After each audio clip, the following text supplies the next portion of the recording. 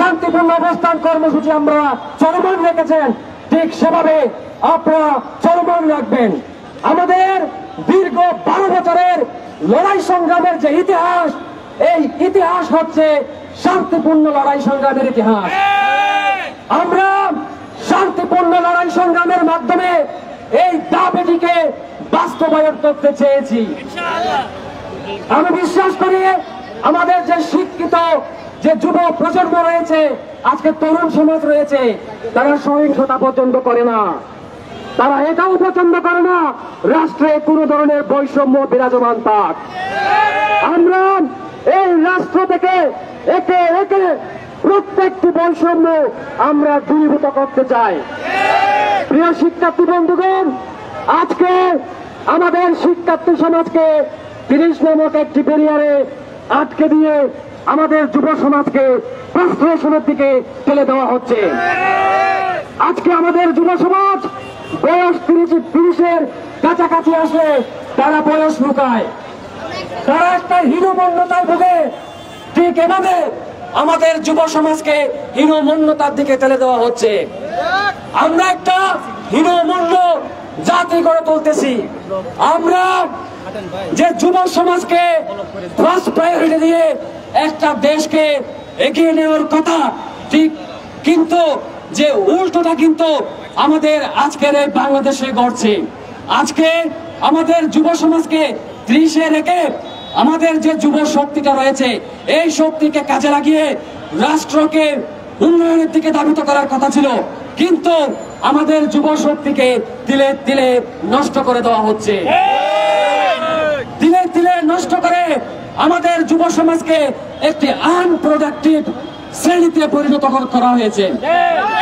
এই দীর্ঘ 12 বছরে এই যুব সমাজকে সম্ভাবনাময়ী যুব সমাজের শক্তিটাকে নস্যাৎ করে আমাদের এই দেশকে পেছনের দিকে ঠেলে দেওয়ার পায়তারা একটা শ্রেণী করেছিল। এই যুব সমাজকে অবজ্ঞা করে যারা দীর্ঘ 12 বছর অবজ্ঞা করেছে, তারা কিন্তু টিকে থাকতে পারে নাই। আজকে আমাদের ডক্টর ইউনূস স্যারের মতো একজন বৈশ্বিক নেতা কিন্তু আমাদের দেশের হাল ধরেছে। আমরা ছাত্র জনতা মিলে আজকে আমাদের 35-85 সবাই কিন্তু বৈষম্য বিরোধী আন্দোলনের সৈনিক। আমাদের সহযোদ্ধারা রাজপথে হামলার শিকার হয়েছে, ফ্যাসিবাদের হামলার শিকার হয়েছে। আমাদের সহযোদ্ধারা আনসার বিদ্রোহের সময় সেখানে তারা হামলার শিকার হয়েছে। আমরা কিন্তু এই রাষ্ট্রকে এগিয়ে নিয়ে যেতে চাই। আমাদের বর্তমান যে উপদেষ্টা পরিষদ যে দেশটাকে আমূলক পরিবর্তনের দিকে নিয়ে যাওয়ার চেষ্টা করতেছে, আমরা সেই পরিবর্তনের সহযোগী হতে চাই। আপনারা আমাদেরকে সাথে নিয়ে এই দেশকে পরিবর্তন করবেন। আমাদের দেশে ক্রাইসিসের অভাব নাই। আমরা চাই প্রত্যেকটা ক্রাইসিস আপনারা ধীরে ধীরে নির্মূল করবেন। আপনারা আমাদেরকে বলছেন, আশ্বাস দিচ্ছেন, আমরা মানছি যে আপনারা 1 মাস 2 মাস 2 বছর পরে মানলে তো হবে না। এক একটা দিন যাচ্ছে, এক একটা দিন আমাদের শিক্ষার্থীরা 30 বছর পেরিয়ে যাচ্ছে। আমাদের শিক্ষার্থীদের বয়স কিন্তু তেমন নেই। প্রতিদিন আমাদের শিক্ষার্থীরা বয়স সীমা হারাচ্ছে। প্রতিদিন আমাদের শিক্ষার্থীরা বয়স সীমা হারিয়ে তার যে মৌলিক অধিকার ছিল, এই যে চাকরিতে প্রবেশ করে তারা দেশের উন্নয়ন অগ্রগতিতে তারা অবদান রাখবে, আজকে তারা কিন্তু অবদান রাখতে পারছে না। আমরা একটা মেসেজ দিয়ে দিয়েছি, আমরা এখানে জনদুর্ভোগ চাই না। যদি উপদেষ্টা পরিষদ থেকে একটা টিম এসে আমাদেরকে যদি দায়িত্বহীন সুস্পষ্ট ঘোষণা যদি এই ছাত্র সমাজের সামনে দেয়, তাহলে 1 সেকেন্ডের মধ্যে আমরা আমাদের শিক্ষার্থী সমাজকে নিয়ে আমরা ঘরে ফিরে যাব। কিন্তু যদি সুস্পষ্ট বার্তা আমাদেরকে দেওয়া না হয়, আমরা এই যে দেখছেন এই যুব সমাজ এরা কিন্তু ফ্রাস্ট্রেশনের দিকে চলে যাচ্ছে।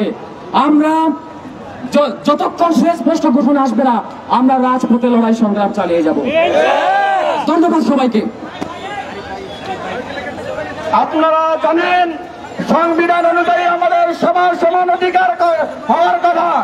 আপনারা জানেন যে আমাদের সংবিধানের 29 অনুচ্ছেদে স্পষ্ট লেখা আছে নিয়োগের ক্ষেত্রে সবার সমান অধিকার হবে। কিন্তু দুঃখজনক হলেও বলতে হচ্ছে আমাদের সংবিধানে আছে, আমরা তার উল্টা করে চলছি। দর্শক, আমরা এতক্ষণ শুনছিলাম তাদের কথাবার্তাগুলো এবং তারা যে তাদের যে দাবি আন্দোলন এবং তাদের যে কর্মসূচি সেটি এবং এই ব্লকেট কর্মসূচি তারা যে পালন করছে এবং সেটির জন্য হচ্ছে পুরো এলাকাটি কিন্তু তারা ইতিমধ্যে কিন্তু ব্লকেট করেছে এবং সেই ব্লকেট কর্মসূচির পিছনে যৌক্তিক যে দাবিগুলো সে দাবিগুলো কিন্তু তারা এখানে তুলে ধরেছেন এবং তারা তাদের আন্দোলন সংগ্রামের বিষয়গুলো এবং তাদের এই দাবি আদায়ের ক্ষেত্রে তাদের যে কর্মসূচি রয়েছে সেই বিষয়গুলো নিয়ে কিন্তু ইতিমধ্যে তারা তাদের জায়গাটি পরিষ্কার করেছেন। এবং আমরা একজনের সঙ্গে একটু কথা বলে এখানে আন্দোলনরত যিনি রয়েছেন তার সঙ্গে, যে আপনারা যে কর্মসূচি পালন করছেন সে এখন পর্যন্ত কোনো ধরনের সরকারের পক্ষ থেকে আশ্বাস পেয়েছেন কিনা? না, আমরা এখন পর্যন্ত বিশ্বস্ত সেরকম আশ্বাস পাইনি। আপনারা জানেন কিছুক্ষণ আগে পুলিশ এবং প্রশাসন আমাদেরকে বলেছে যে আমরা যাতে এটা ছেড়ে দেই, জনদুর্ভোগ হচ্ছে। তো আমরা বলতে চাচ্ছি যে আপনারা রাষ্ট্র আমাদেরকে এই কতটা বছর থেকে 2012 সাল থেকে যে আন্দোলনটা চলছে, কতটা ছাত্র আত্মহত্যা করছে এবং কতজনের ছাত্রের আপনারা জনদুর্ভোগ সৃষ্টি করেছেন সারা বাংলাদেশে। আমরা চাচ্ছি যে সরকারকে বলতে চাই অনতি বিলম্বে সরকারের উপদেষ্টার একটা পরিষদের একটা প্যানেল আমাদের সঙ্গে যোগাযোগ করে আশ্বস্ত করবে এবং পুলিশ ভাইদের মাধ্যমেও করতে পারে, বা তারা এসে উপদেষ্টা প্যানেল আমাদের সঙ্গে যদি যোগাযোগ করে তাহলেই আমরা রাজপথ ছাড়বো। আর যতক্ষণ পর্যন্ত আমাদেরকে আশ্বাস দেওয়া হবে না সরকার থেকে, ঊর্ধ্বতন কর্মকর্তা অথবা প্রধান উপদেষ্টার পক্ষ থেকে কেউ যদি আমাদেরকে সাড়া না দেয়, তাহলে আমরা এই শাহবাগ চত্বরে যেভাবে ব্লক করেছি ততক্ষণ পর্যন্ত আমরা ব্লক করব, যতক্ষণ পর্যন্ত আমাদের দাবি বাস্তবায়ন হবে না। আপনারা জানেন যে এই দাবিটির পক্ষে মহান জাতীয় সংসদে ডয়েচে ভেলের মতো 74 বার যে দাবির পক্ষে উত্থাপন করা হয়েছে, 4 বার কণ্ঠভোট হয়েছে, 5 বার জনপ্রশাসনের স্থায়ী কমিটি সুপারিশ করেছে, 5 বার সংসদীয় স্থায়ী কমিটি সুপারিশ করেছে। সব থেকে বড় কথা, আমাদের সংবিধানের 29 অনুচ্ছেদে স্পষ্ট লেখা আছে যে নিয়োগের ক্ষেত্রে সবার সমান অধিকার হবে।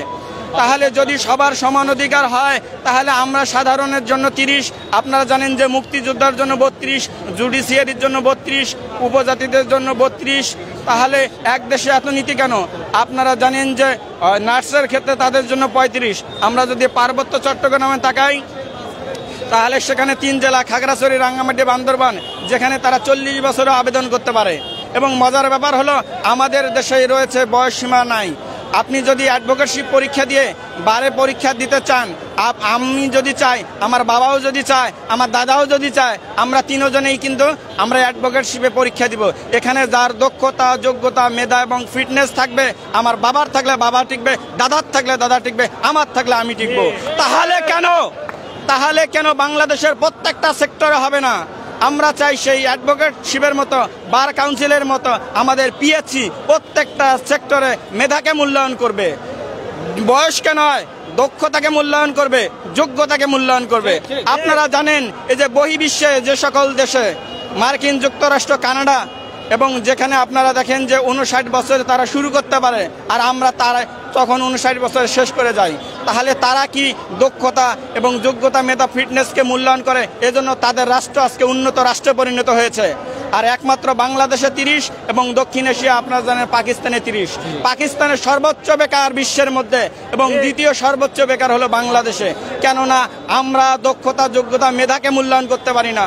আমরা বয়সের শৃঙ্খল দিয়ে আমাদেরকে আমরা এই দাস বানিয়ে রেখেছি।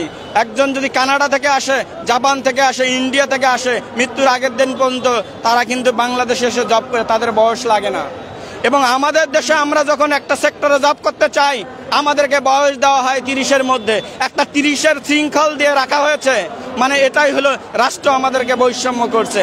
আমরা চাই এই স্বাধীন রাষ্ট্রে, আমরা দ্বিতীয়বার স্বাধীন, আপনারা দেখেছেন আমরা রক্ত দিয়েছি, আমাদের সাইদ রক্ত দিয়েছে, সাইদ ভাই, আমাদের মুগ্ধ সহ 1000 জনের মতো আমরা তাজা রক্ত দিয়ে আমাদের স্বাধীনতা আমরা অর্জন করেছি এবং আমাদের স্বাধীনতা আমরা অক্ষুণ্ণ রাখতে চাই। ডক্টর মোহাম্মদ ইউনূস স্যার হলো তরুণ প্রজন্মের, ছাত্র প্রজন্মের এবং ছাত্র জনতা, আমরাই তাকে আপনাকে বসিয়েছি। আপনাদের কাছে একটাই লক্ষ্য, একটাই দাবি, অবিলম্বে চাকরিতে প্রবেশের বয়সসীমা সর্বনিম্ন 35 করতে হবে এবং বিশেষ বিভিন্ন ক্ষেত্রে উন্মুক্ত করতে হবে, এবং তবেই বাংলাদেশ সত্যিকারের বাংলাদেশ স্বাধীনতার সুফল আমরা লাভ করব। ধন্যবাদ সবাইকে। ধন্যবাদ আপনাকে। দর্শক, আমরা একজন আন্দোলনকারীর সঙ্গে কথা বলছিলাম এবং তিনি যেমনটা জানিয়েছিলেন যে তাদের আজকের এই কর্মসূচির ক্ষেত্রে বেশ কিছু যৌক্তিকতা তুলে ধরেছেন এবং তারা প্রধান উপদেষ্টার দৃষ্টি আকর্ষণ করেছেন এবং উপদেষ্টা পরিষদ থেকে তারা যে আন্দোলন কর্মসূচির ক্ষেত্রে কোনো ধরনের আশ্বস্ত না পাওয়া পর্যন্ত তারা তাদের আন্দোলন কর্মসূচি চলমান রাখবে।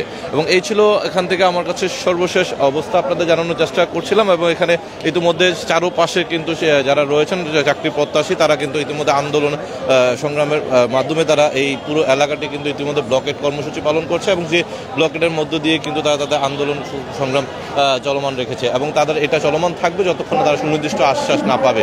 এ ছিল শাহবাগ থেকে সর্বশেষ তথ্য আপনাদের জানানোর চেষ্টা করেছিলাম।